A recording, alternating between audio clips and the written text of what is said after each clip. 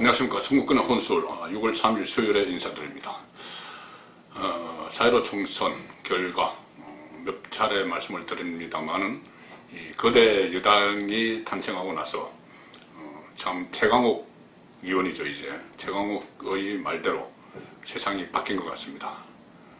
정치적으로도 그렇고 또 정치권 밖에서도 그렇습니다. 정치권 안에서는 당장 여당 더불어민주당이 18개 상임위원장을 다 가져가겠다 막 이렇게 엄포를 놓고 있고, 또 심지어 당내에서도 기강잡기에 나섰습니다. 금태섭 의원, 전 의원이죠. 공수처 설치법에 기권을 했다고 해서, 찬성을 하지 않았다고 해서 사실상 공청에서 불이익을 받아서 다시 금배지도 달지 못했는데 이번에는 당 차원에서 징계까지 했습니다.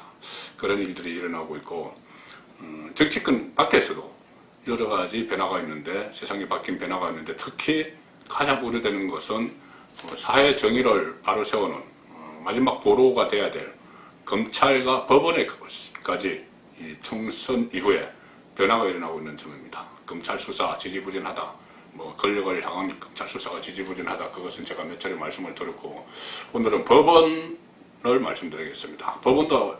법원에 있는 판사들도 마치 정치를 하는 것 같은 그런 판결들이 잇따라 내려지고 있고, 앞으로도 그럴 것 같습니다. 그래서 작년 그리고 올 초에 대대적으로 벌어졌던 모든 권력 주변의 의혹들을 하나하나 법원에서 면죄부를 주는 그런 상황으로 갈 가능성이 높아졌습니다.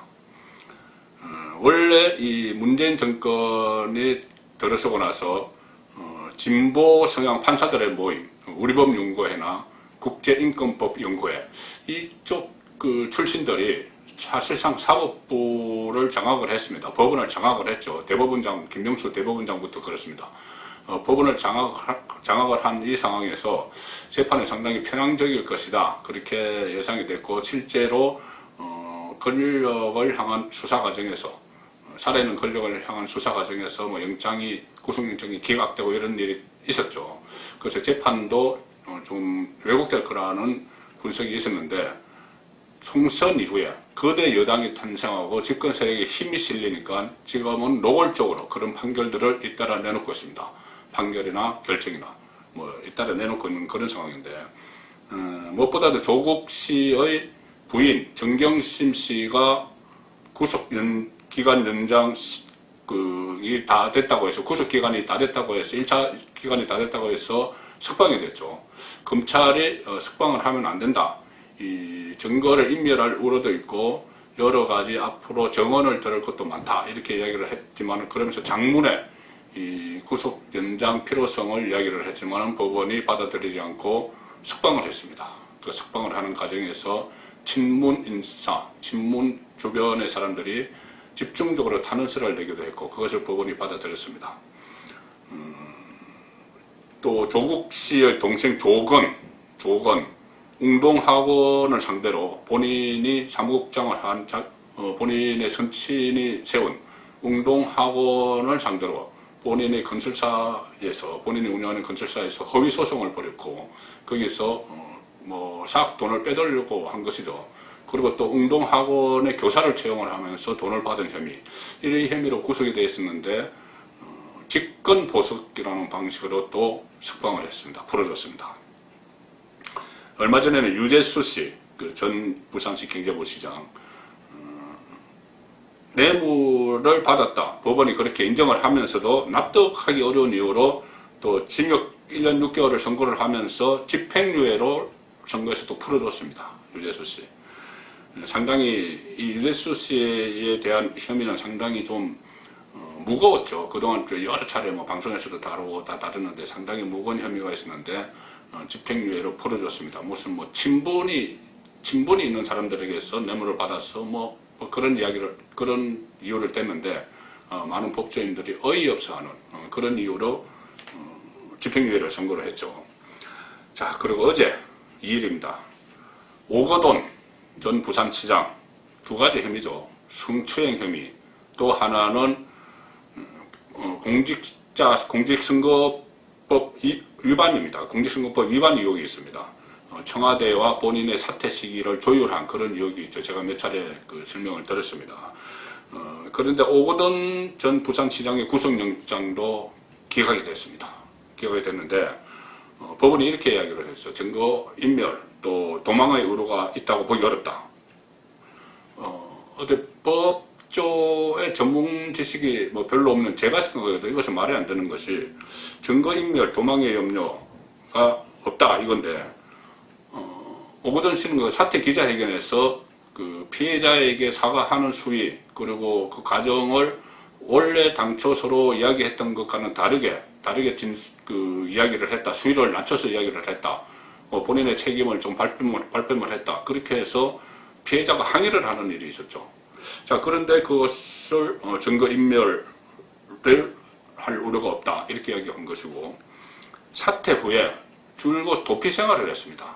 도피 생활해서 거제도에 한 펜션에서 발견됐다가 그렇게 하면서 도피 생활을 하다가 경찰에 출석을 했는데 그것을 도망의 우려가 없다. 이렇게 하니까 아무튼 납득이 가지 않는 것이죠. 그래서 결국은 이것은 정치적인 정무적인 판단이 작용한 거 아니냐 그런 분석이 나오는데 곽상도 의원 더불어민주당 성범죄 진상조사당 위원장이죠. 곽상도 의원이 그 부분을 문제를 삼았습니다. 이 구속영장 기각은 아마도 청와대 관여 내용을 덮으려고 하는 것으로밖에 보이지 않는다 이렇게 지적을 했죠. 왜 그러냐면은 부하직원 성추행 외에도 청와대와 사퇴 시기를 조율을 한 그런 의혹이 있는 것이죠. 오거돈 씨는. 그런데 오거돈 씨가 이 구속 적부 심사를 받는 과정에서 또다시 법무법인 부산의 정재승 변호사가 등장합니다. 정재승 변호사 제가 몇 차례 말씀드렸는데 이 문재인 대통령이 사실상 만든 이 법무법인 부산에서 공정을 했죠. 피해자와 오거돈 시장 사이에 4월 말까지 사퇴한다. 총선이 지나고 나서 사퇴한다. 총선에 영향을 미치지 않기 위해서 그 공정을 한 것이 법무법인 부산인데 정재승 변호사, 문재인 대통령과 함께 변호사 생활을 했고 핵심 측근으로 알려진 정재승 변호사가 오거돈 시장의 경찰 조사를 할 때 변호인으로 입회를 했다는 겁니다. 경찰 조사 때 변호인으로 입회를 했다는 겁니다. 영장 실질 심사가 아니고요. 어쨌든 그 경찰 조사 때 변호인으로 입회를 했다고 하니까 이것은 이 과정에서 아마 경찰 조사에서 오거돈 사태 배경과 관련된 진술이 사실상 봉쇄된 것으로 보인다. 그 진술은 사실상 하지 못했을 거라는 것이죠. 옆에 정재승이 딱 있으니까. 자, 그런 상황에서 이제 추행의 정도가 심각하다고 해서 검찰과 경찰에서 구속영장을 청구했는데 아마 법원이 정무적 판단을 한 것이 아닌가. 이것이 곽 의원의 그 분석입니다. 오거돈이 구속되면 이번 사태의 전말을 모두 폭로할 것을 우려한 나머지 법원에서 구속영장을 기각한 것은 아닌지 의심을 거둘 수가 없습니다. 이렇게 이야기를 합니다. 본인의 SNS를 통해서 곽 의원이 밝힌 것이죠. 결국 이것은 그 법원이 정무적 판단을 했다. 정치 판결을 했다. 물론 영장 실질 심사지만은 그런 지적인 것입니다. 그래서 총선 결과 이 거대한 여당 집권 세력의 힘이 법원에까지 영향을 미치는 거 아닌가 그런 우려가 나옵니다. 그런데 실제로 최민희 전 민주당 의원 지금도 여러 방송에서 민주당 쪽의 입장을 강하게 설명을 하는 그런 강성이죠. 최민희 전 의원이 실제로 이런 말을 한 적이 있습니다. 정경심 씨가 석방되고 나서 최민희 씨가 자신의 페이스북을 통해서 이런 말을 했습니다. 이런 글을 남겼습니다. 총선 승리의 힘, 국민의 힘 이렇게 이런 글을 남겼습니다. 총선 승리의 힘으로 법원이 정경심을 풀어줬다. 그러면 법원이 정치를 했다는 이야기가 되는 것이죠. 판사들의 정치를 했다는 이야기가 여건 안에서 나온 겁니다. 자, 그런데 사실 이런 분위기, 법원의 분위기를 법원 수장인 김명수 대법원장이 몰아가는 그런 측면이 있습니다. 아주 가장 본질적인 문제점이죠. 5월 25일에 전국 법관 대표자 회의가 열렸는데 그때 김명수 대법원장이 이런 말을 합니다. 좋은 재판은 국민을 중심에 둔 재판이다. 국민 눈높이에서 어떤 재판이 좋은 재판인지를 생각하고 실천해야 한다. 재판을 국민 눈높이에서 하라. 자, 그때 국민 눈높이라는 것이 결국 여론 재판을 이야기하는 겁니다.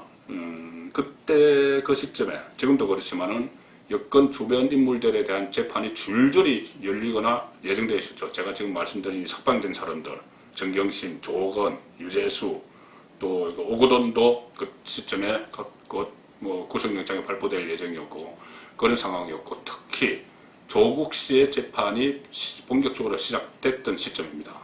그리고 또 김경수 전 경남도지사 드루킹 댓글 조작 사건으로 법정 후수까지 1심에서 됐었던 김경수의 2심 재판도 진행 중인 상황에서 대법원장이 좋은 재판은 국민을 중심에 둔 재판이다.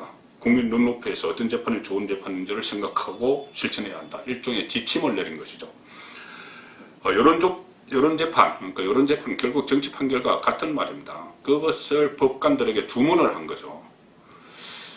사법부의 수장이라면은 이런 상황일수록 중심을 잡고 헌법으로 정한 법률과 판사의 양심에 따라서 재판을 해야 한다고 하는 것이 옳은 것이지, 국민의 눈높이 이야기를 하고 마치 여론 재판을 독려하는 것처럼 그런 재판을 강주로 사법부 수장이 했습니다. 물론 김명수 대법원장은 이 문재인 대통령과 코드가 맞아서 사법부 수장이 된 인물이죠. 그렇더라도 재판을 직접 하는 판사들에게 어떤 헌법과 법률, 양심을 앞세우기 전에 국민의 눈높이를 이야기한 것은 상당히 부적절하고, 이런 상황이라면 앞으로 김경수 2심에서 무죄 나올 가능성이 상당히 높습니다. 그리고 조국 여러 가지로 가족 비리도 있고 유재수 감찰무마도 있고 여러 가지가 있는데 또 줄줄이 무죄를 받을 가능성도 상당히 높아졌습니다. 그러면 아마 2년 후 민주당의 대권 후보, 대통령 후보를 다투는 경선에서 조국, 김경수가 경쟁을 벌이는, 무죄를 받고 그 전에 다 무죄 받고 경쟁을 벌이는 그런 상황까지 배제할 수가 없는 지경으로 가고 있습니다. 송국근의 혼술이었습니다.